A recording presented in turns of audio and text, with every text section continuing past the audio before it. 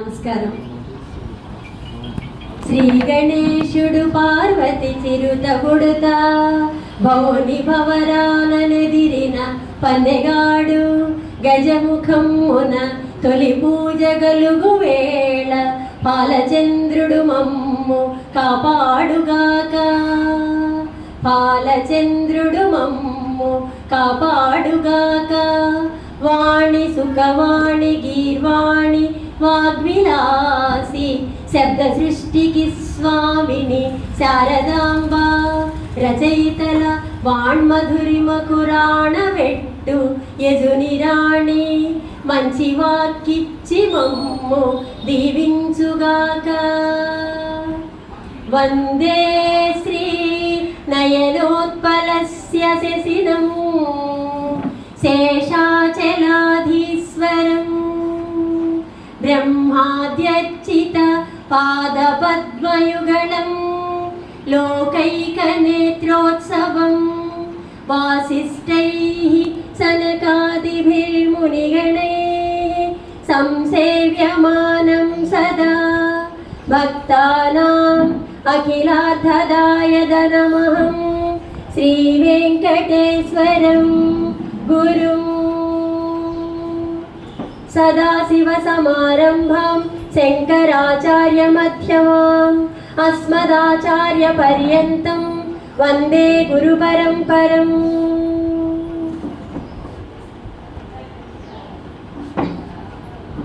శ్రీమద్వదీయచరితామృతమన్నయార్య పీత్వాపి నైవ సుహితా మనుజా భవేయుః.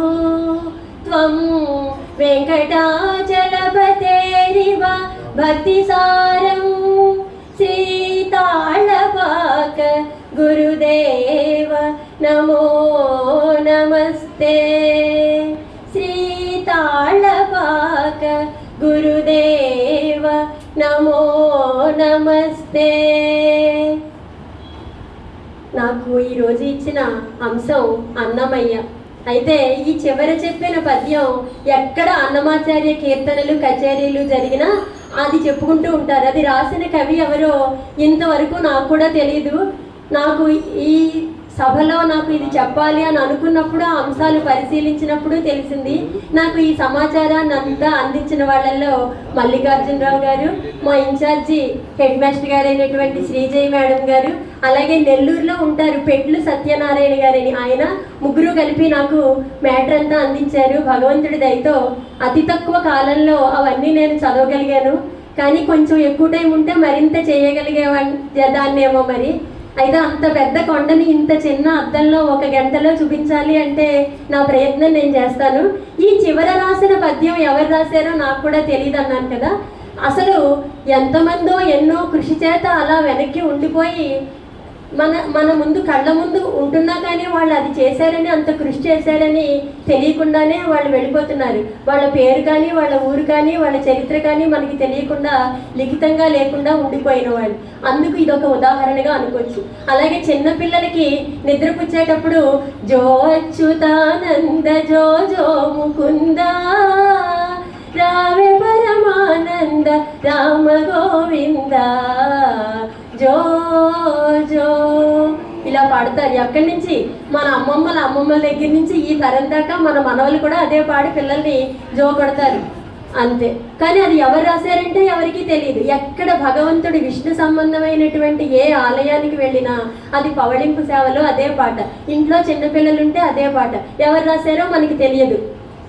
అలాగే చిన్నపిల్లలు ఎవరైనా ఇంట్లో తిరుగుతూ ఉంటే వాళ్ళకి అక్షరాభ్యాసం అవగానే కొన్ని పద్యాలు కొన్ని శ్లోకాల్లో చెప్పాలనుకుంటే తరతరాల నుంచి చెప్తున్నది చేతవెన్న ముద్ద చెంగల్వ పూదండ బంగారు మొలతాడు పట్టుదట్టి సంధ్యతాయతులు సరిమూవ గజ్జెలు చిన్ని కృష్ణ నిన్ను చేరి కొలుతూ.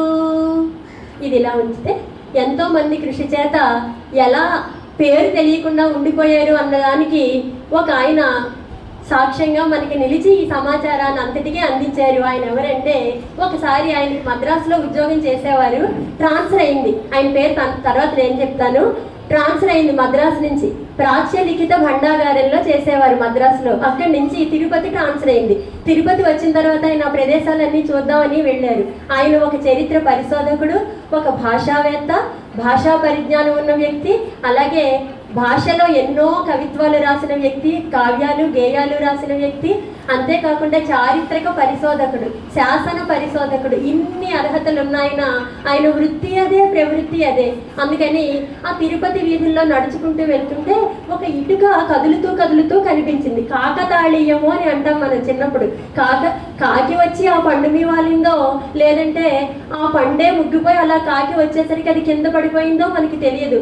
అలా ఆ ఇటుక అలా జరిగిపోతూ ఉంటే ఆయన చెయ్యి ఆ ఇటుక మీద వెళ్ళి సరిదిద్దుదామని లాగబోయేసరికి ఆ రెండు ఇటుకల మధ్య నుంచి ఒక రాగి రేకు బయటపడింది. ఏమిటా ఈ రాగి రేకు అని చూశారు ఆయన. చూసేసరికి అందు మీద వరుస అని చెప్పి రాసి ఉండి, ఆ రేకు సంఖ్య అని రాసి ఉంది, ఒక రాగం ఉంది, దాని తాళం ఉంది, ఆ తర్వాత అది రాసి ఉందన్నమాట. దానికి నెంబర్ కూడా ఉంది, 1400 200 అలా ఉంది.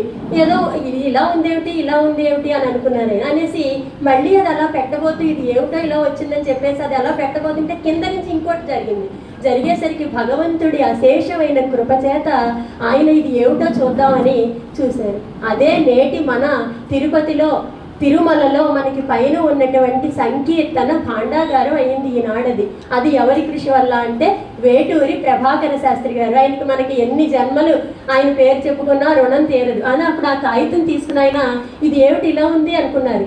పద్యం చూశారు, ఇందాక నేను చదివిందే ఆ పద్యం. ఇది ఎక్కడుంది, తాళ్లపాక అంటే ఎక్కడుందని వెతికారు. వెతికి ఇంకా పని మానేశారు, ఉద్యోగం వెళ్ళిపోయారు. ఆ తాళ్లపాక అది కూడా ఆయన ఉద్యోగంలో భాగమేగా మరి, అందుకని వెళ్ళారు. ఆ తాళ్లపాక రాజంపేట, కడప జిల్లా రాజంపేట మండలంలో ఉన్న ఒక చిన్న గ్రామం. అక్కడికి వెళ్ళారు.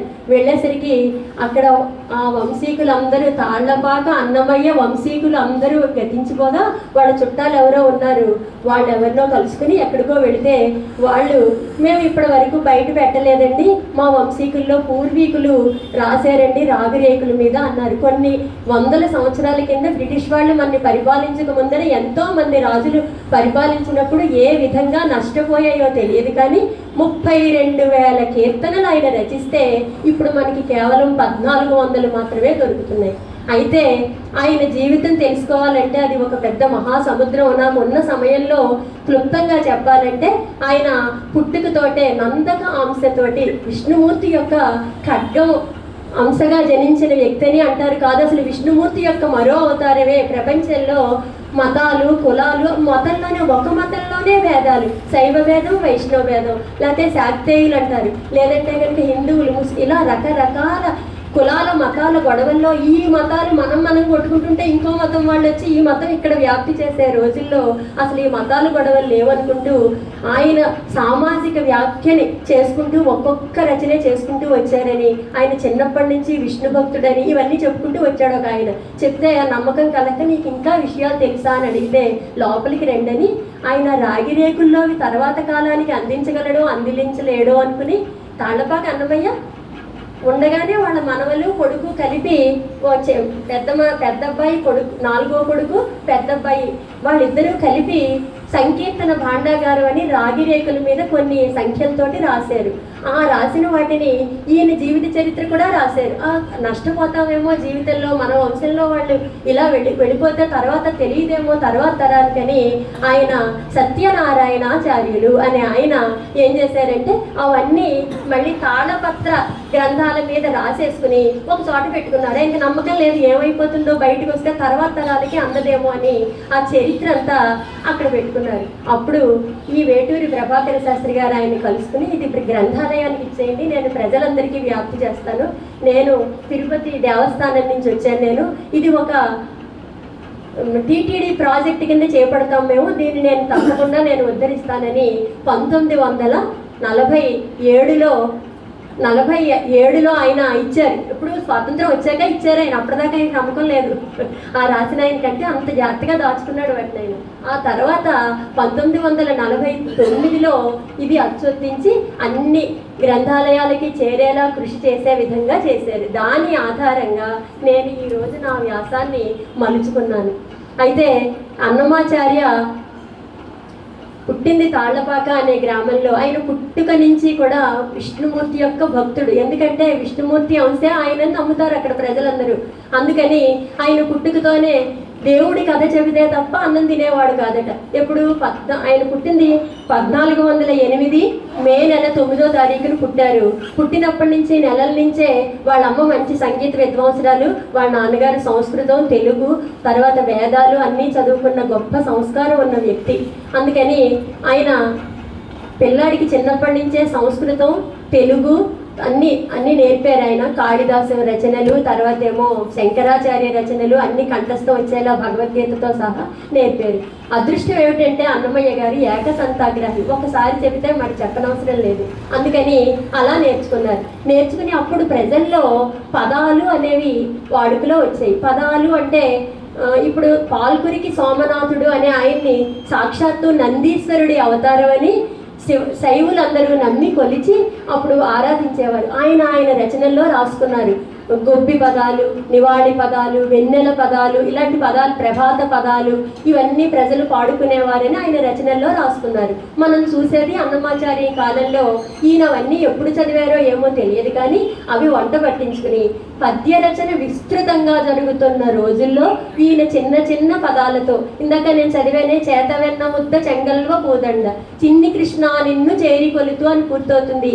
అది రాని తెలుగువాడు సాధారణంగా ఉండరు. అది చిన్ని కృష్ణ శతకంలోది. అన్నమాచార్య 12 శతకాలు రాశారు. అలాగే సంకీర్తన లక్షణం రాశారు, సంకీర్తనలు ఎలా ఉండాలని తెలపడానికి. అలాగే వెంకటేశ్వర మహత్యం అనే పుస్తకం రాశారు. అలాగే 32,000 కీర్తనలు రాశారు. ఈయన రాసిన 12 శతకాల్లో మనకి ఏ ఒక్క శతకము లభ్యం కావటం లేదు. వెంకటేశ్వర శతకం ఒక్కటే లభ్యం అవుతుంది. అది మొట్టమొదట నేను చదివిన దాంట్లో చివరి నుంచి 2వ పద్యం వెంకటేశ్వర శతకంలో పద్యం అనుకుంటే, ఆ తర్వాత రాసింది ఆయన కుమారుడైన పెద్ద కుమారుడైన తిరువెంగళాచార్యుడని ఆయన పెద్ద కుమారుడు రాసిన పద్యం. వాళ్ళ నాన్నగారి దగ్గరే ఆయన చదువుకున్నారు. ఆ కొడుకు కూడా తండ్రిలాగే చివరికి లక్షణం ఏంటంటే మనం ఎంత నేర్చినా నేర్చుకోవచ్చు. మన పిల్లలు మనలాగే రావాలంటే మనం చెప్పింది చేయరు వాళ్ళు, మనం చేసేది చూసి వాళ్ళు చేస్తారని ఆయన కథ ద్వారా నేను తెలుసుకున్నాను. ఇక్కడి నుంచి నేను చెప్పడం మానేసి చేయడం ద్వారా పిల్లలు నేర్చుకున్నాను నేను కూడా ఈవేళ. అలా కొడుకుని తన లక్షణాలతో తీర్చిదిద్దితే ఆ కొడుకు రాసిన పాటేదో తండ్రి రాసిన పాటేదో ఈనాడు మనకి తెలియదు. ఎందుకంటే అన్నమాచార్యుని కొడుకు రాసిన పాటలు కూడా అన్నమాచార్యుని పాటలతో సమానంగా కొలవబడ్డాయి. రెండో కొడుకు, 2 పిల్లలు ఆయనకి అన్నమాచార్యునికి. 2 పిల్లల్లో ఒక పిల్లాడేమో ఈ సంకీర్తనలు ఈయనలాగే రాసే ఆయన అయితే, ఇంకో ఆయన తిరువేంగళనాథుడని సంకుశాల నృసింహ కవిగా శ్రీకృష్ణదేవరాయల తమ్ముడి ఆస్థానంలో ఆయన ఉండేవారు. శ్రీకృష్ణదేవరాయల తమ్ముడి మిత్రులు కూడా ఆయనకి ఎన్నోసార్లు వేరే మతస్థులు వచ్చి ఈయన భక్తికి కొడుకు ఏం చేసేవాడంటే తండ్రి రాసిన పాటలు తను రాసిన పాటలు అన్ని దేవాలయాలకి వెళ్ళి, కృష్ణాలయానికి సంబంధించిన శ్రీరంగం, అహోబిలం, తర్వాత కదిరి ఇలాంటి చోట్లకి వెళ్ళి పాటలు పాడుతూ ఉంటే, ఆ రోజు మన దురదృష్టం ఏమిటంటే ఎన్నైనా చిత్రహింసలు పెట్టాలి, మత వ్యాప్తి చేయకూడదు అనే ధోరణితో ఈయన భక్తి గ్రహించుకోక మెళ్ళో ఏదో విసిరేయాలని ఏదో కత్తితో ఏదో విసిరేసారట. అది స్పష్టంగా తెలియలేదు ఇందులో. అది పూలమాలై భాషించిందట ఆయనకి. కొడుకుకి ముందు తండ్రి గురించి చెప్పాకంటే కొడుకుకి చెప్తే మన జన్మ చరితార్థం ఉంటుంది. ఎవరైనా సరే మన గురించి చెప్తే మనకి ఇష్టం ఉండదు. ఒక వయసు వచ్చిన పిల్లాడు ఉంటే ఆ పిల్లాడి గురించి చెప్తే మనం ఆనందంగా ఉంటాం. అంతకంటే ఆనందం మన మనవల గురించి చెప్తే ఉంటుంది.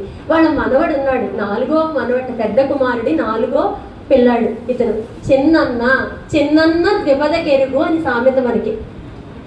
ఆయన ద్విపద కావ్యాలు రాశారట. ఎన్ని ద్విపద కావ్యాలు రాశారో రాశారు. అందులోనే వెంకటేశ్వర జీవిత చరిత్ర కూడా ద్విపద కావ్యంగా రాస్తే ఆయన వంశస్థుల్లో ఉన్నాయి. ఇందాకే చెప్పానే పాండాగారంలో ఉంటే పోతుందేమో అని ఆయన దగ్గర ఉంచుకున్నారు ఆయన వంశంలో ఆయనని. ఆయన దగ్గర ఉన్నది అదే తాళపత్ర గ్రంథంలో రాసింది, అదే మనకి ఆధారంగా దొరుకుతుంది. ఆయన వేరే కావ్యాలు కానీ సంకీర్తనలు కానీ రాయలేదు మనవడు. కేవలం తాత రచనల్ని వ్యాప్తి చేశాడు. ఎందుకంటే తండ్రికే గురువు కాదు, మనవడికి కూడా అన్నమాచార్యులే గురువు. 5వ సంవత్సరంలోనే ఈయనకి ఒడుగు చేసేసి ఒరే మనవడికి ఒడుగు చేసేద్దామని చిన్నన్న అని పిలుస్తారు. ఆయన పాటలో కూడా ఒక పాట ఉంది, అన్నమాచార్య కీర్తన, రారో చిన్నన్న అని పాట ఒకటి ఉంది. ఎంఎస్ సుబ్బలక్ష్మి గారు టీటీడీ ప్రాజెక్ట్ చేపట్టినప్పుడు ఆవిడని ఆస్థాన విద్వాంసరాలుగా పెడితే ఆ పాట మారుమోగిపోయింది చాలా రోజులు రేడియోలో.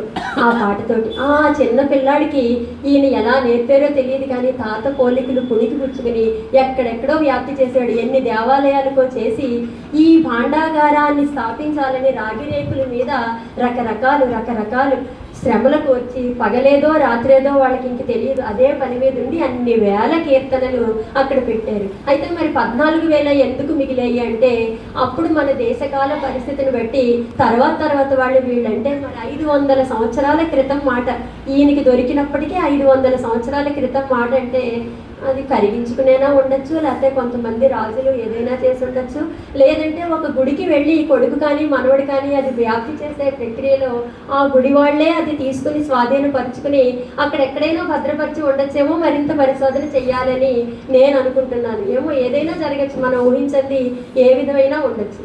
అయితే ఈ అన్నమయ్యకి చిన్నప్పటి నుంచి భగవంతుడంటే భక్తి ఎంత బాగా ఉందంటే ఎంతో ప్రేమగా ఎంతో ఇదిగా అందరితోటి ప్రవర్తించడం.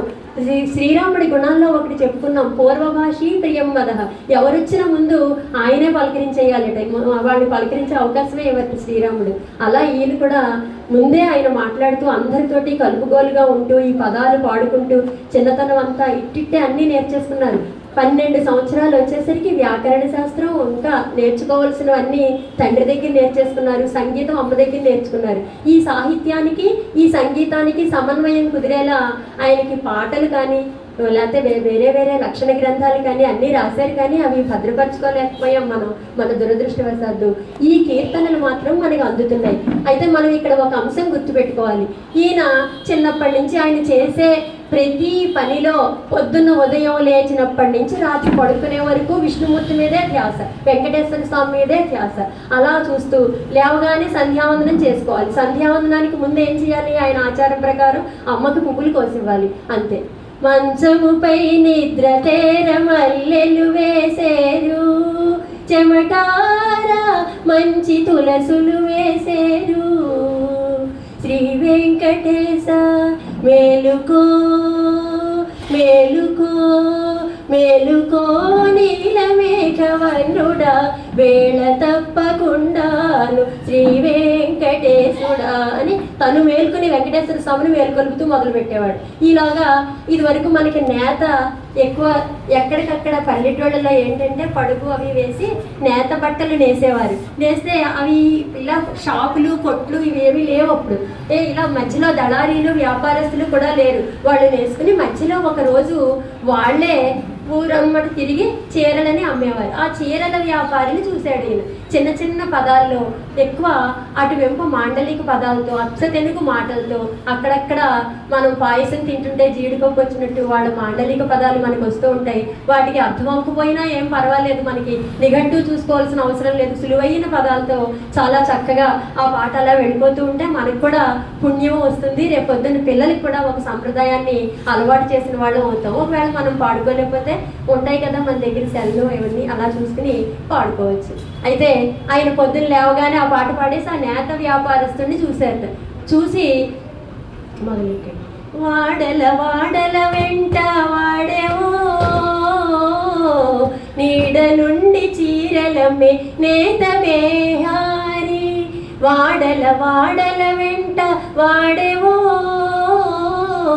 నీడ నుండి చీరలమ్మే నేత బేహారి, పంచభూతముల నడి పలువన్నెనూలు చంచల పూగంజి తోడ చరినేసి కొంచెపు కండెల నూలి గుణములనేసి, కొంచెపు కండెలనేసి గుణములనేసి మంచి చీరలమ్మే మారు బేహారి, అక్కడ ఆయనకి ఆ అమ్ముతున్న వ్యాపారస్తుడు కానీ ఆ చీరలు కానీ కనిపించలేదు. ఆ సాక్షాత్తు వెంకటేశ్వర స్వామి కనిపించి ఒక తత్వంగా పాడేశారు ఆయన. అప్పుడు ఆయనకి వయసు ఎంత ఉంటుందంటే మనం చెప్పడానికి ఇక్కడ పెద్ద ఆధారాలు లేవు, కానీ ఇక్కడ మనం తలుచుకోవాల్సింది ఒక్కసారి మనం ఎన్నో చదివాం కాబట్టి ఎంతమందో మహనీయులని ఈ మధ్య కాలంలోనే మన మధ్య ఉన్నటువంటి, ఈ మధ్య కాలం అంటే మనం చూడకపోవచ్చు, మన పూర్వీకులు చూసి ఉండొచ్చు, మోక్షగుండం విశ్వేశ్వరయ్య గారు. ఆయన మంచి ఇంజనీరు. అయితే ఆయన ఉన్న చోట పెట్టారు మ్యూజియంలో ఆయన డైరీలు. ఆయన 19 సంవత్సరాల వయసులో ఎలా డైరీ రాశారో, 20 సంవత్సరాల వయసులో ఎలా రాశారో, 50 సంవత్సరాల వయసులో ఎలా రాశారో, చిట్ట చివరిన ఆయన 90 సంవత్సరాలు పైబడి జీవించారు. రేపు చనిపోతాననగా ఈ రోజు కూడా డైరీ రాశారు ఆయన. శైలి అదే విధంగా ఉంది. ఇప్పుడు మనం కూడా 10 సంవత్సరాలు అయ్యేసరికి జనరేషన్ మారిపోతూ ఉంటే కొన్ని గుణాలు ముందు వెనకలు అవుతూ ఉంటాయి, మార్పు వస్తుంది. మన రైటింగ్ కూడా మార్పు వస్తుంది. గమనించుకున్నారో లేదో మీరు, ప్రతి 10 సంవత్సరాలకి మన రైటింగ్లో కొంత మార్పు వస్తుంది. నేను చిన్నప్పుడు చదువుకున్నట్టు ఇప్పుడు రాయలేను, నేను ఉద్యోగంలో చేరిన కొత్తలో రాసినట్టు ఇప్పుడు రాయలేను, 10 సంవత్సరాల క్రితం నేను PhD చేసినప్పుడు రాసినట్టు ఇప్పుడు రాయలేను. రైటింగ్ విధానం మారిపోతుంది ఏళ్ళు గడిచే కొద్దీ. కానీ ఆయన మోక్షగుండం విశ్వేశ్వరయ్య గారు ఆయన 19వ ఏట ఎలా రాశారో చిట్ట చివరి రోజు ముందు రోజు వరకు అలా రాశారండి డైరీ. ఆ విధంగా అన్నమాచార్యులు మనం చూస్తే ఆయన చిన్న వయసులో చిన్న పాటలు, కొంచెం వయసు వచ్చాక శృంగార కీర్తనలు, మరికొంత వయసు వచ్చిన తర్వాత మంచి మనకి తెలియచెప్పే విధంగా నీతితో కూడినటువంటి కీర్తనలు, ఆ తర్వాత కొంచెం పెద్దవాళ్ళు అయిన తర్వాత ఆధ్యాత్మిక కీర్తనలు ఇలా రాశారని మనం భావించుకుందుకు లేదు. అన్నీ కలగలిసిపోయి ఉన్నాయి మోక్షగుండం విశ్వేశ్వరయ్య గారు డైరీ రాసిన విధంగా. అందుకని ఆయన గుర్తొచ్చారు ఈయన కీర్తనలు చూస్తే. ఎందుకంటే ఈ కీర్తన వింటే పంచభూతాలనే పలువన్నెలువులు ఇలాంటివన్నీ ఎప్పుడో పెద్దవాళ్ళు రాసుకునేది, ఆయన చిన్న వయసులో రాసుంటారేమో అని రాగి రేకులను బట్టి చూస్తే పోలిస్తే అది ముందే రాసినట్టుంది. అందుకని ఇది పని కాదని, ఎప్పుడు ఎక్కడ ఏది రాశారు అనే కంటే ఆ అమృతాన్ని మనం వీణుల విందుగా గ్రోలడం, మనసారా ఆస్వాదించడమే అనుకుంటే ఆయన ఇంకా పవళింపు సేవలో జో అచ్యుతానంద జో ముకుంద ఆయన రాసిందే. అలాగే చాలా పాటలు లాలనుచును చేరులనలిరుగడలా బాలవరగండ గోపాల నిను చాలా లాలి లాలి లాలి లాలి అనుకుంటూ చాలా చక్కటి కీర్తనలు రాసి ఆయన ప్రముఖంగా వ్యాప్తికి ఎక్కితే ఆయన ఎక్కడుంటే అక్కడ చుట్టుపక్కల జనం చేరి అవన్నీ వినేవారట. వాళ్ళకి పాడి పంటలకి లోటు లేదు, అందుకని గడ్డి అది ఆవులకి వేయాలి కాబట్టి వాళ్ళ నాన్నగారికి వాళ్ళ అమ్మగారికి అందరికీ తలలో నాలుగులా ఇంట్లో పనులన్నీ చేసి పెట్టేవారట. ఒకసారి గడ్డి కోయడానికి ఆ పక్కనున్నే ఉన్న అడవులకి ఇన్ని ఇళ్ళు లేవు, అప్పుడు కొంచెం మేరకి ఇళ్ళు ఉంటే కొంత మేర అడవిలో ఉండేది ప్రాంతం. అక్కడికి వెళ్ళి గడ్డి కోసుకురమ్మని చెప్పారట పెద్దవాళ్ళు. బయలుదేరాలి, కొడవలు తీసుకుని గడ్డి తీసుకురావడానికి వెళ్ళారు. అంతే ఆనందంగా పాడుకుంటూ వెళ్ళిపోతున్నారు, రకరకాల పాటలు పాడుకుంటూ వెళ్ళిపోతూ ఉంటే అప్పుడు చెన్నకేశవ శతకం రాశాడని నేను అనుకుంటున్నాను. చిన్న పదాలతో చెన్నకేశవ శతకం రాసి ఉంటారని అనుకున్నాను, కానీ అందులో ఒక్క పద్యం కూడా మనకి దొరకలేదు. అందులో చిట్ట చివరి లైన్ కూడా దొరకలేదు. ఒకే ఒక పద్యం ఒక ఆయన ఎక్కడో రాసి ఇది ఈయన కీర్తనలో ఒకటయ్యి ఉంటుంది అని అన్నారు. చిన్న చెంబుతో నీళ్ళు చక్కెర ఉదకంబు, చిన్న చెంబుతో నీళ్ళు చక్కెర ఉదకంబు, అల్లంబు బెల్లంబు అరటి పండ్లు, అల్లంబు బెల్లంబు అరటి పండ్లు, తేనెతో మాగిన తియ్య మామిడి పండ్లు, తేనెతో మాగిన తియ్య మామిడి పండ్లు, అచ్చన్న వరదలు బుచ్చికేశవులు, అచ్చన్న వరదలు బుచ్చికేశవులు. ఆయన శతకం అంతా అచ్చన్న వరదలు బుచ్చికేశవులు అని చెన్నకేశవ శతకంలో ఉందట. ఆ విధంగా అక్కడ చదువుకున్నాం. అప్పటికి ఆ 2 శతకాలు పూర్తయ్యాయేమో అని మనం భావించాలి.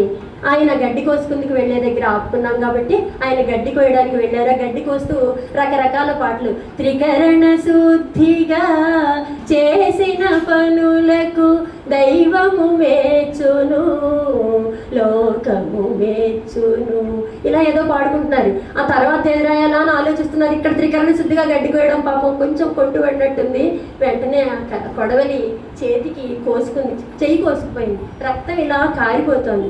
కారిపోతుంటే అమ్మ అన్నాడు, బాధ తీరట్లేదు. నాన్న అన్నాడు, బాధ తీరట్లేదు. శ్రీహరి అన్నాడు, బాధ తీరట్లేదు. కొడవలి కింద పడేసేసాడు. నన్ను ఇక్కడికి పంపింది ఎవరు అని ఒక్కసారి ఆలోచించాడు. మళ్ళీ ఆలోచించాడు.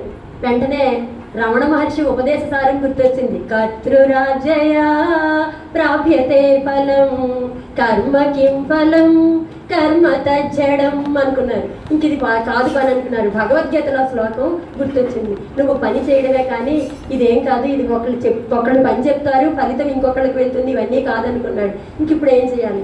ఇప్పుడు నాకు దెబ్బ తగిలింది, అమ్మ పంపించింది, నాన్న పంపించాడు, బంధువులందరికీ ఇష్టం. ఈ దెబ్బ తగలడానికి బంధువులు కారణమా? కాదు. పోనీ భగవంతుడు కారణమా? కాదు. నా పనిలో ఉన్న లోపమా? అవును, అవ్వచ్చు. అయితే ఇప్పుడు నేను ఏం చెయ్యాలి? వెంటనే వెనుని నామమే విమల ఔషధము అని చేత వెంకటేశ్వర స్వామి నామంలో వెన్నుడు అంటే విష్ణువు, విష్ణువు ప్రకృతి, వెన్నుడు వికృతి. వెనుని నామమే విమల ఔషధము అని మొదలెట్టి ఆ నామం జపించుకుంటూ కూర్చున్నాడు. ఈ బాధ మర్చిపోయాడు. ఈలోగా ఒక భజన బృందం తిరుపతికి బయలుదేరుతాను. ఇంత ప్రయాణ సౌకర్యాలు లేని రోజుల్లో కాలినడకని బృందాలుగా ఏర్పడి, అంటే ఒంటరిగా పెడితే పావులని పులులని లేకపోతే ఏవో ఒకటి తినేస్తాయేమో అని భయం కొద్దీ జనం అందరూ గుంపులు గుంపులుగా వెళ్ళేవారు దేవుని చూడడానికి.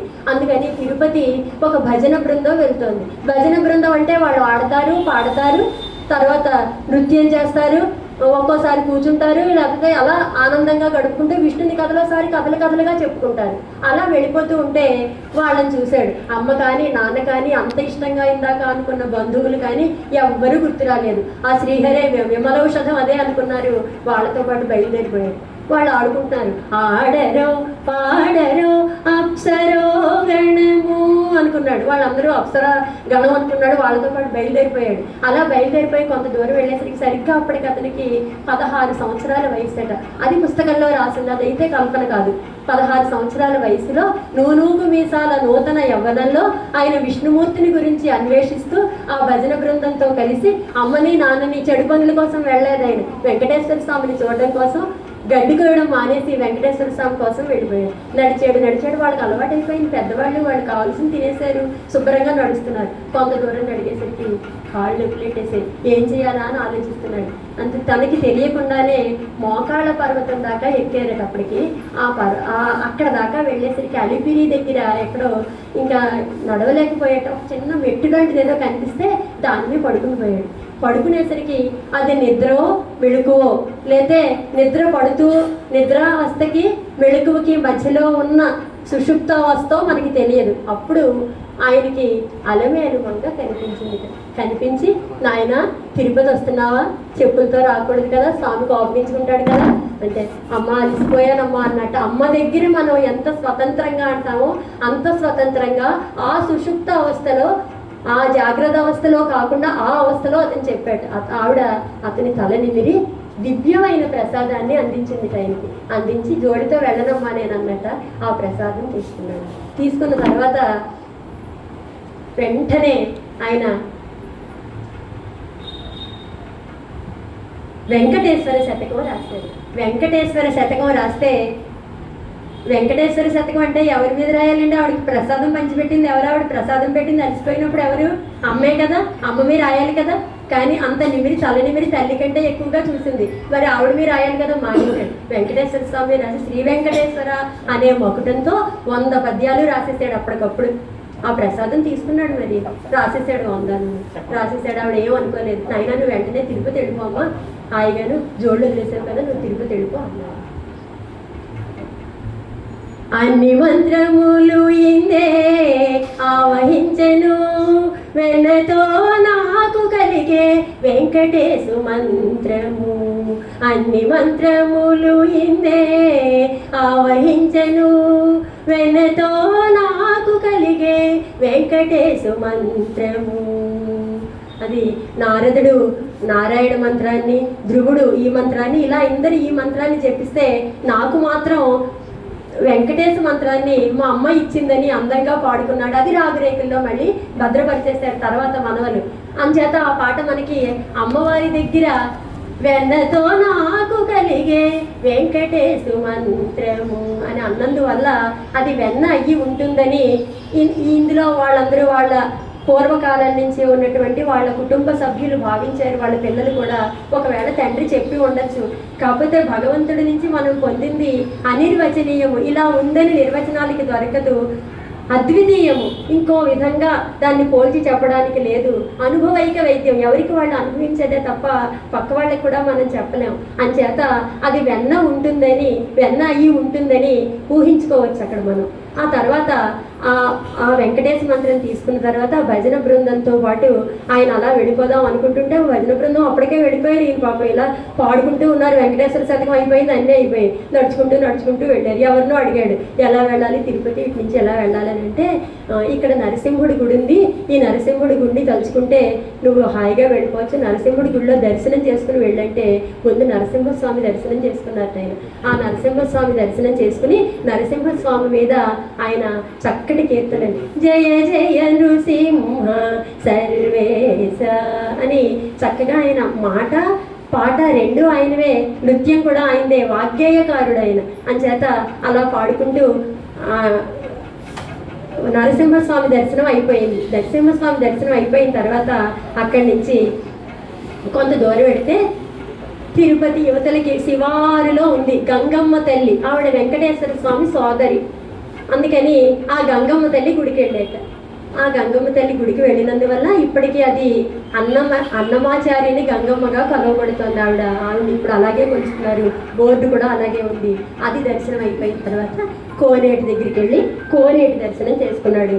అంత దేవునికి తెప్పల కోనేటమ్మ వేవేల మొక్కులు లోక పావని నీకమ్మ అని మొదలుపెట్టి కోనేటిలో స్నానం చేశాడు. వెళ్ళిపోయాడు దేవుడి దగ్గరికి. వెళ్ళిపోయి వెంకటేశ్వర స్వామిని దర్శనం చేసుకుందామని ఎంత ఆత్రంగా ఆనందంగా ఇంటిని అన్ని మర్చిపోయి వెళ్ళాడు.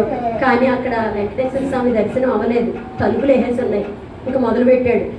ఎక్కడైతే అమ్మ దగ్గర వెంకటేశ్వర శతకం చదివాడో ఆ పద్యాలన్నీ మొత్తం 100 పద్యాలు చదివేశాడు. చదివేసరికి తలుపులు వాటంతటవే తెరుచుకుపోయేసరికి లోపలికి వెళ్ళి వెంకటేశ్వర స్వామిని దర్శనం చేసుకున్నారు. దర్శనం చేసుకోగానే మొట్టమొదటి వెంకటేశ్వర స్వామిని దర్శనం చేసుకుంటే మనం ఏం చూస్తాం? పాదాలు చూస్తాం. ఆయన కూడా అదే చూశారు. బ్రహ్మ కడిగిన పాదము బ్రహ్మము తానని పాదము బ్రహ్మ కడిగిన పాదము అని ఆ పాట ఆయన రాశారు. అది అయిపోయిన తర్వాత ఇంకా బ్రహ్మ కడిగిన పాదం అయిపోయిన తర్వాత మళ్ళీ వెంటనే చేతుల మీదకి వెళ్ళింది ఆయన దృష్టి. ఇందరికి అభయములిచ్చు చేయి కందువగు మంచి బంగారు చేయి ఇందరికి అభయములిచ్చు చేయి ఇలా పాడుకుని ఆ తర్వాత దశావతారాలు వెంకటేశ్వర స్వామి అవతారంలో వచ్చినటువంటి దశావతారాల మీద ఇంకా అలా పాడుకుంటూనే ఆలయంలోనే అలా గడిపేశాడు. అలా కొన్నాళ్ళ పాటు ఇంకా అలా ఉండిపోయాడు ఆలయం దగ్గర. ఇంకా అలా పాటలు పాడుకుంటూ పగలేదో రాత్రేదో ఇంకా ఏమీ లేదు, ఇంకా అలా పాటలు పాడుకుంటూ ఆనందంగా ఉండిపోయాడు. బయట ఎక్కడైనా ఏదైనా తన కాలకృత్యాలు తీర్చుకోవడమే తప్ప ఉన్న సమయం అంతా దేవాలయంలోనే గడిపేసి అలా పాటలు రాసుకుంటూ ఉంటే వెంకటేశ్వర స్వామి కళలో కనిపించి ఆయన్ని రోజు ఒక కీర్తన నాకు పాట పాడవయ్యా చాలా బాగున్నాయి నీ కీర్తనలు అని చెప్తే అప్పుడు ఆయన మనస్సు నిలిచింది మొట్టమొదట కృష్ణుడి అవతారం మీద. కృష్ణుడి మీద ఆయన రాసినన్ని సంకీర్తనలు ఇంకెవరూ రాయలేదు. ఆ తర్వాత నిలిచింది నరసింహస్వామి మీద. అలా రాసుకుంటూ వెళ్ళారని చాలా కీర్తనలు రాసుకుంటూ వెళ్ళారు. అలా రాసుకుంటూ ఉంటే వీళ్ళ అమ్మ నాన్న పాపం చాలా రోజులు అయిపోయింది, గడ్డి కోసుకుని పిల్లాడు ఇంకా రాలేదు ఇంటికి. అందరూ విన్నారు. అక్కడ గుళ్ళో ఎవరో బక్కపలచగా కుర్రాడు ఉన్నాడండి, పాడేస్తున్నాడు ఆడేస్తున్నాడు నాట్యం చేస్తున్నాడు, గుడి వదలట్లేదండి ఆ పిల్లాడు అన్నాడు. మా పిల్లాడు పాటలు పాడతాడు ఆటలు ఆడతాడు, అయితే మా పిల్లాడేమో అని వాళ్ళ నాన్న వాళ్ళ అమ్మ వాళ్ళ చుట్టాలు చుట్టుపక్కల వాళ్ళందరికీ ఇష్టమే ఓ బృందంలో బయలుదేరి వచ్చేసారు. చూసేసరికి అతని వైభోగం చూసేసరికి తల్లికి తండ్రికి అసలు వాడు ఎందుకు వెళ్ళిపోయాడు పిల్లాడు అని తిట్టడం కొట్టడం ఏమీ లేదు. వాళ్ళు కూడా భక్తుల్లో అయిపోయి ఇంకా చాలా ఆనందపడిపోయారు. అని అన్న ఇల్లు గుర్తు రావట్లేదా నాన్న, ఇంటికి వెళ్దామా అని అడిగారు. అంటే అప్పుడు మళ్ళీ వెంకటేశ్వర స్వామి చెప్పారు, వెళ్ళిపో, నువ్వు చేయవలసిన పనులు ఉన్నాయి, నువ్వు ఇంటికి వెళ్ళిపో అంటే వెంకటేశ్వర స్వామి ఆదేశిస్తే ఇంటికి వెళ్ళినట్లుగా ఆయన మళ్ళీ చెప్పుకున్నారు.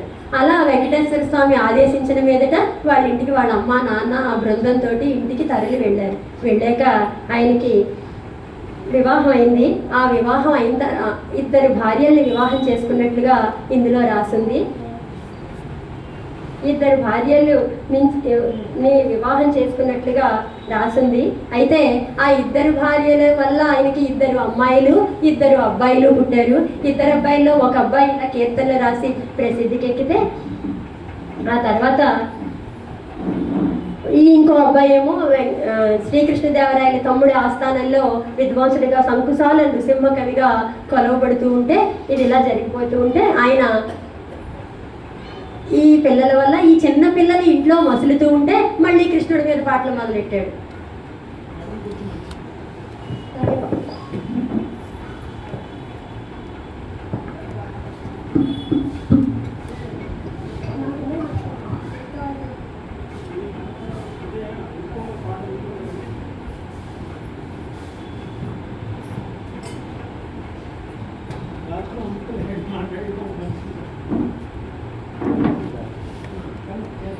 ఇప్పుడు చిన్ని కృష్ణుడి మీద పాటలు మొదలెట్టారు. చిన్న పిల్లలకి నీళ్లు పోస్తున్నారు, నలుగురు పిల్లలు ఇంట్లో మసులుతూ ఉన్నారు, మొదలు పెట్టారు పాట.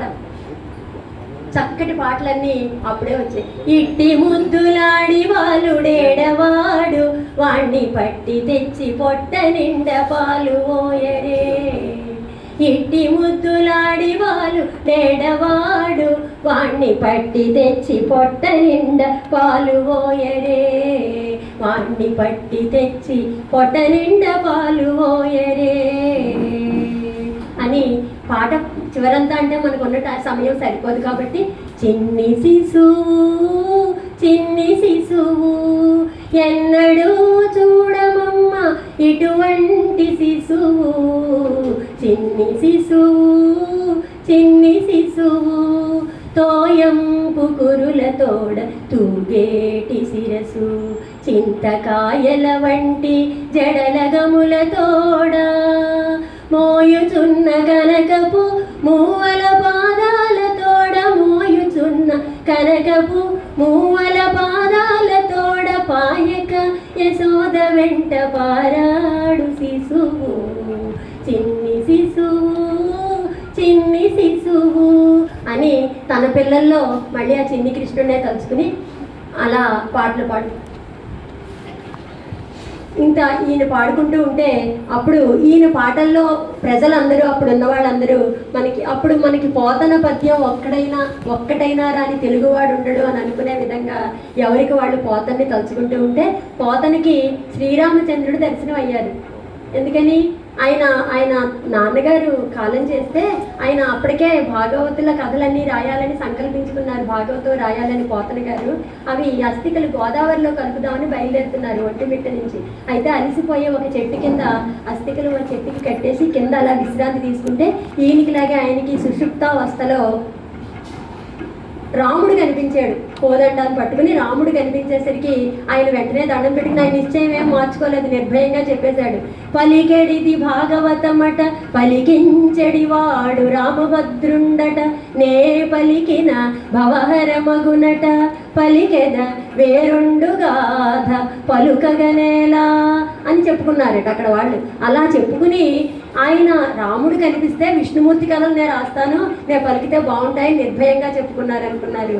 అయితే ఆయనకి విష్ణుమూర్తిలో అమ్మ కనిపించి ప్రసాదం పెడితే అయ్యవారి పాటలే ఎక్కువ రాశాడు. అక్కడక్కడ శృంగార కీర్తనల్లో ఆమె చెలికత్తెల్ని ఆమెని వర్ణించిన దానికంటే కూడా వెంకటేశ్వర స్వామినే వర్ణించారు. అలాగే మనకి ఈ ఊళ్ళో ఉన్న సామవేదం షణ్ముఖ శర్మ గారు శివపదంలో కూడా శివుడి కరుణ ఒక రూపంగా శ్రీమాతగా నాకు సాక్షాత్కరిస్తోంది అన్నాడు.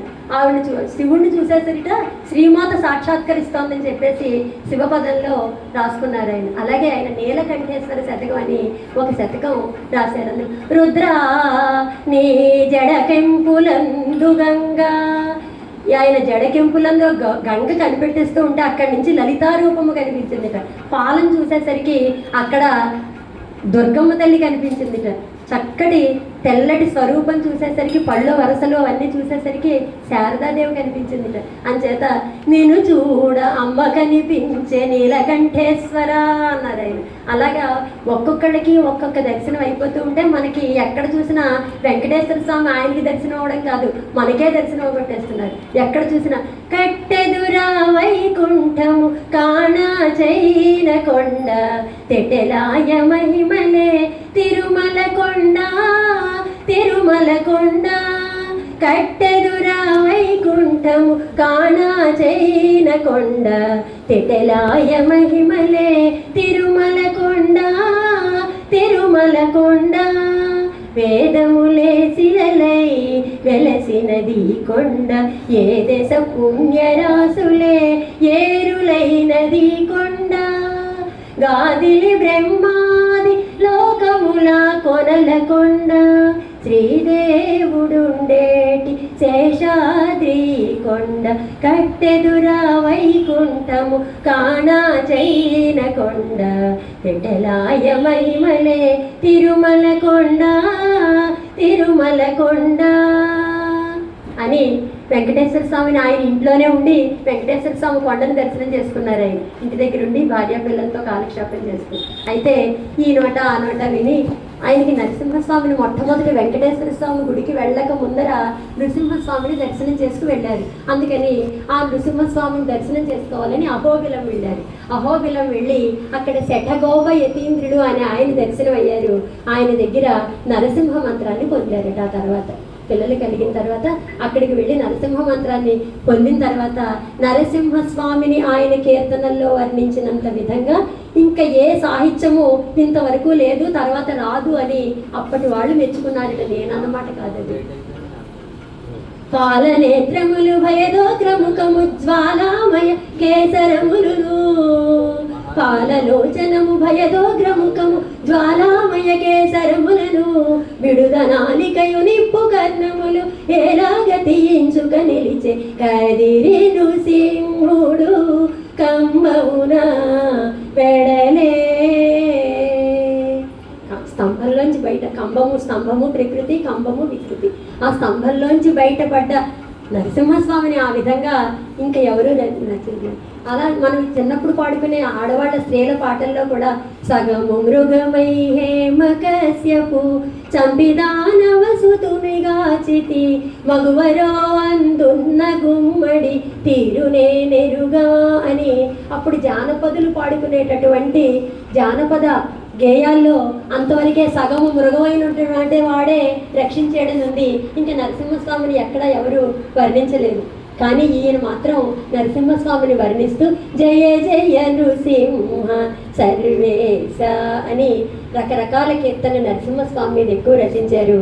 ఆ తర్వాత అక్కడి నుంచి ఆయన ఈ కీర్తనలతోటి ఆ నోట ఈ నోట అహోబిలం నుంచి మళ్ళీ ఇంటికి వెళ్ళాలంటే ఇన్ని ప్రయాణ సౌకర్యాలు లేవు.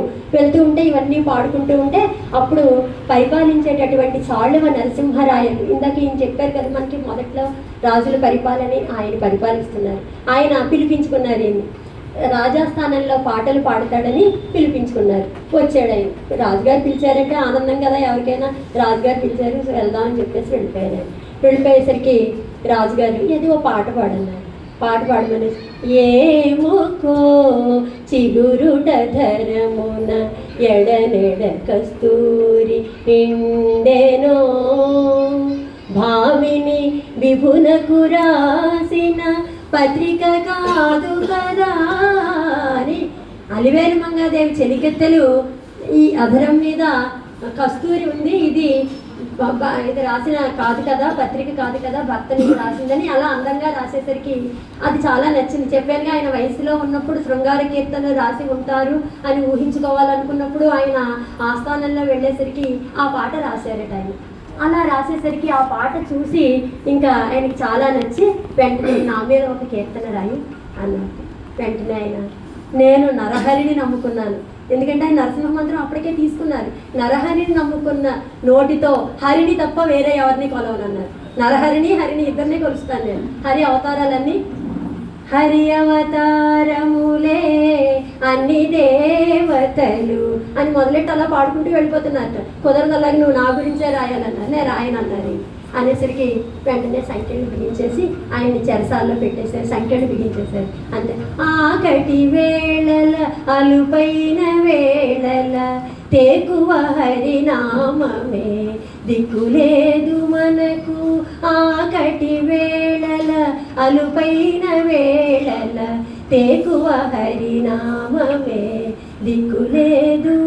కులము చెడిన వేళ సంకటపడిన వేళ అని మొదలుపెట్టి నాకు ఆకలేసినా అలసట వచ్చినా ఏమైనా ఇంకా ఆ శ్రీహరి నామం తప్ప ఇంకా నాకు దిక్కు లేదని పాడుకుంటూ అలా ఉండేసరికి సంఖ్యలు వాటంతట అవే విడిపోయాయట. విడిపోయేసరికి వెంటనే ఆ రాజుగారు ఇప్పటి రోజుల మనసు కాదు కాబట్టి వెంటనే పరివర్తన చెంది అయ్యో నేను ఇలా చేశానని పశ్చాత్తాపడితే అప్పుడు వెంటనే అన్నమయ్య చెప్పారట, దైవ భక్తుల్ని శాసించకు, చెరసాలలో పెట్టకు, వాళ్ళని బాగా చూసుకోవడం నేర్చుకో అని చెప్పి అక్కడి నుంచి వెళ్ళిపోయి నేను ఇంక ఇంటికి వెళ్ళను. నేను ఏ దేవుడినైతే నమ్మానో ఆ దేవుడి దగ్గరికే వెళితేనే నాకు రక్ష.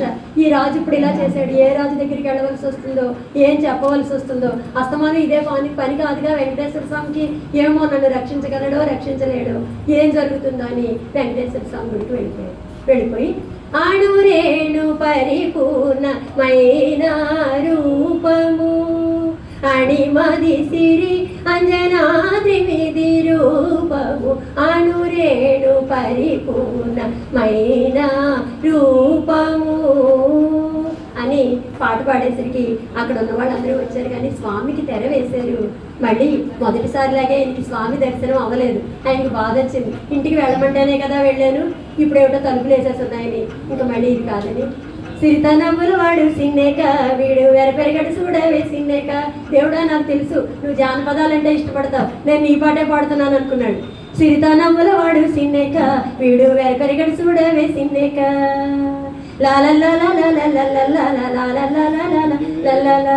పలుసు మేనివాడు ఓరవిపువాడు సొలుసు మోరవాడు సిన్నేక.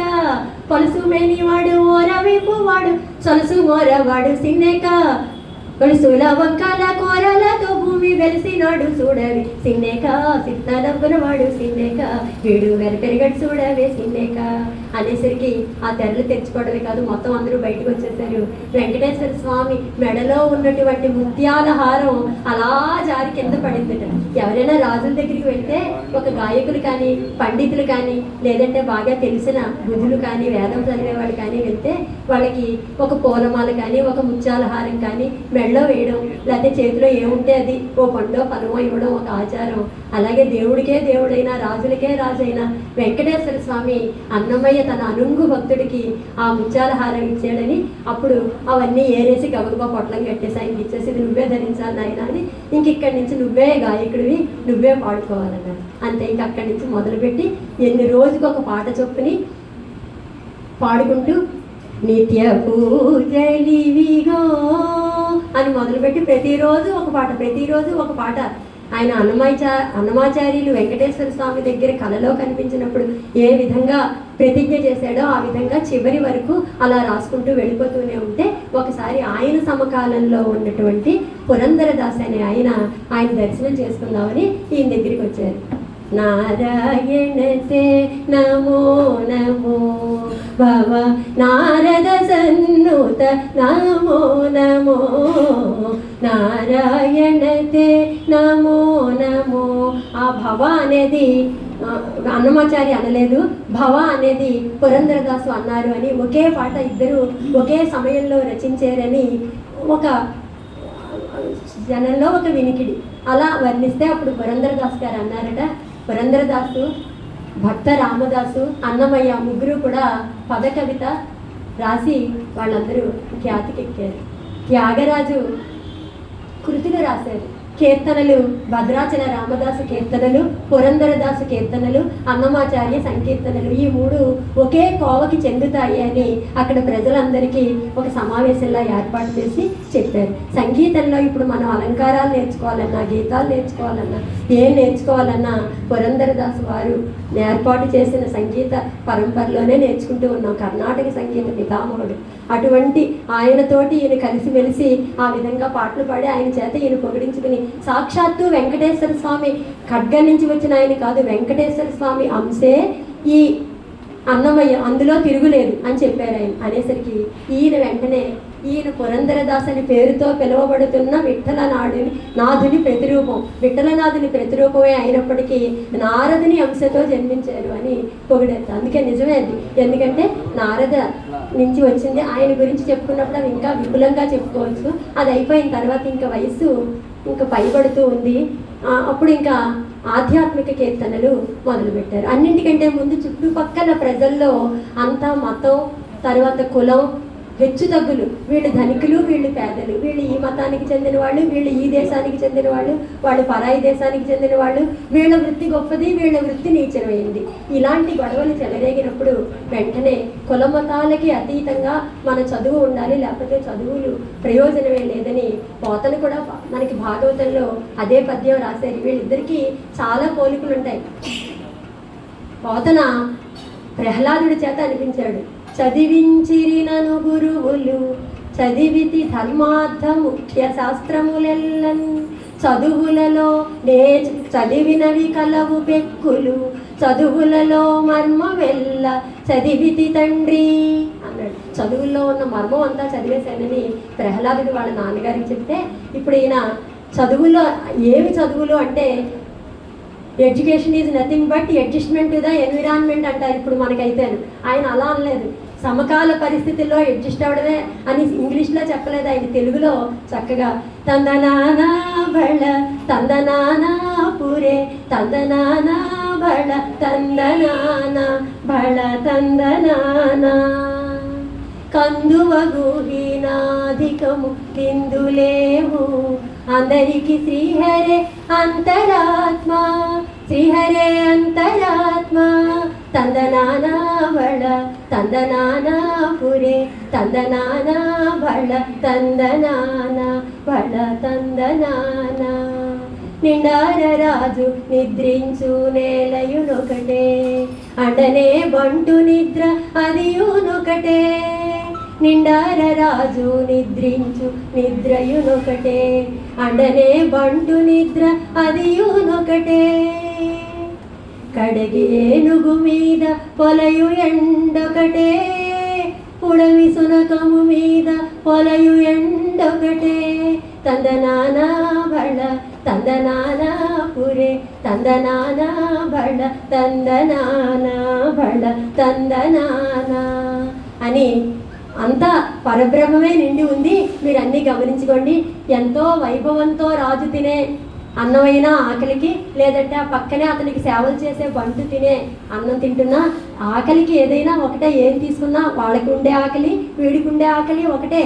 అలాగే ఏనుగు మీద ఎండ కాసినా, కుక్క మీద ఎండ కాసినా, ఎక్కడికి ఎండ మీద కాసినా ఎండ అనేది ఒకటే. ఇలా చెప్పుకుంటూ ఆయన 6 చరణాలతోటి ఒక కీర్తన రాయడం జరిగింది. అది చాలా ప్రాముఖ్యత వహించి చాలా రోజులు టెక్స్ట్ బుక్స్లో కూడా ఆ పాఠాన్ని కులమతాలకి అతీతంగా ఉందని, హెచ్చు తగ్గులు లేని సమాజం ఆనాడు అన్నమయ్య కోరుకున్న సమాజం ఈనాటికి కూడా రాలేదేమో అని అనిపించినప్పుడల్లా ఈ పాట పాడుకోమని పిల్లలకి సందేశంగా టెక్స్ట్ బుక్స్లో కూడా పెట్టారు.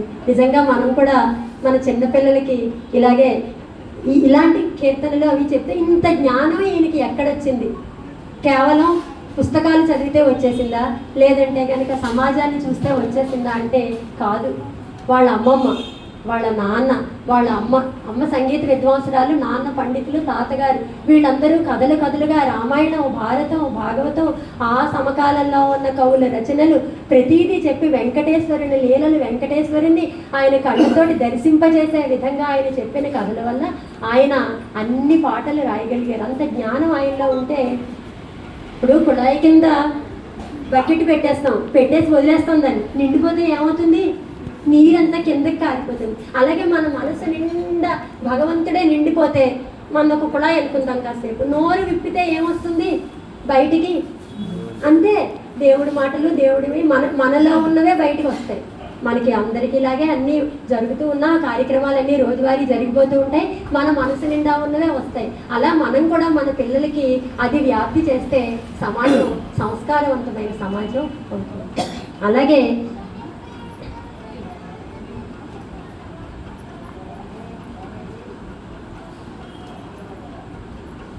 వినరో భాగ్యము విష్ణు కథ, వెనుబలమిదివో విష్ణు కథ, వినరో భాగ్యము విష్ణు కథ అని విష్ణు కథలని వినమంటున్నారు ఆయన. విష్ణు కథల్ని వినమంటున్నారు, కానీ అందులో ఎవరెవరి విష్ణు కథలు విన్నారో ఆది నుండి సంధ్యాది విధులలో వేదం వైనది విష్ణు కథ, ఆది నుండి సంధ్యాది విధులలో వేదం వైనది విష్ణు కథ, నాదించే నిదే నారదాదులచే, నాదించే నిదే నారదాదులచే విధి విధులనే విష్ణు కథ, వినరో భాగ్యము విష్ణు కథ అన్నారు. అయితే విష్ణు కథ అనగానే మనకి ఆయన చెప్పాను కదా, మొట్టమొదటి నరసింహుడు, తర్వాత బాగా పాడేది మళ్ళీ కృష్ణుడు. వెంటనే కృష్ణుడు గుర్తొచ్చాడు. ముద్దుగారే యశోద ముంగిట ముత్యములీడు, దిద్దరాని మహిమల దేవకీ సూతుడు, ముద్దుగారే యశోద ముంగిట ముత్యములీడు, దిద్దరాని మహిమల దేవకీ సూతుడు, ముద్దుగారే యశోద అని మళ్ళీ ముంగిటి నిత్యంగా మళ్ళీ ఆ చిన్ని కృష్ణుడినే వర్ణించింది. ఆ తర్వాత శుక్రవారం వచ్చింది. శుక్రవారం వచ్చేసరికి మళ్ళీ అమ్మవారిని తలుచుకోవడం అన్నది ఇంకా అంతా వెంకటేశ్వర స్వామినే కదా. కంటి శుక్రవారము గడియలేడింట అంటి అలవేలు వంగ అండా నుండే స్వామిని కంటి ఈ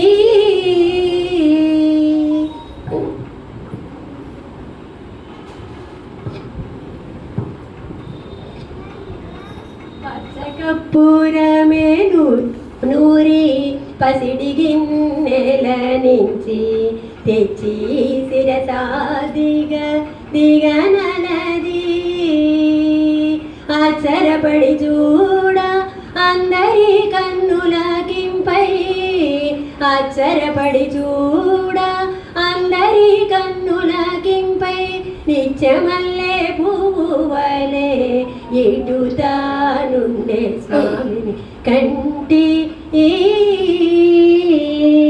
అని రాసుకున్నారు. ఈ విధంగా ఎన్నో పాటలు, ఎన్నో సంకీర్తనలు రాసిన ఆయన ఎప్పుడైతే ఎంత విష్ణు అవతారమైనా ఏమైనా డేట్ ఆఫ్ బర్త్ ఎప్పుడైతే ఉందో మనకి డేట్ ఆఫ్ డెత్ కూడా దేవుడు రాసే ఉంటాడు. పాల్గొన మాసంలో ద్వాదశి నాడు ఆయన విష్ణువులో లీనమైపోయారు. అయితే అది వెంటనే మనమైతే మామూలు జ్ఞానం కాబట్టి ఆ తిథిని గుర్తుపెట్టుకుని అవన్నీ చేస్తాం.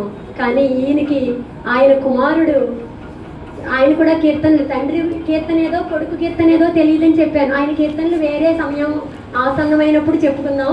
అయితే తండ్రి చనిపోయిన తర్వాత, సంవత్సరం అయిపోయిన తర్వాత మొట్టమొదటి తిథికి ఆయన రాసుకున్న కీర్తన, దినము ద్వాదశి నేడు తీర్థ దివసము మాకు,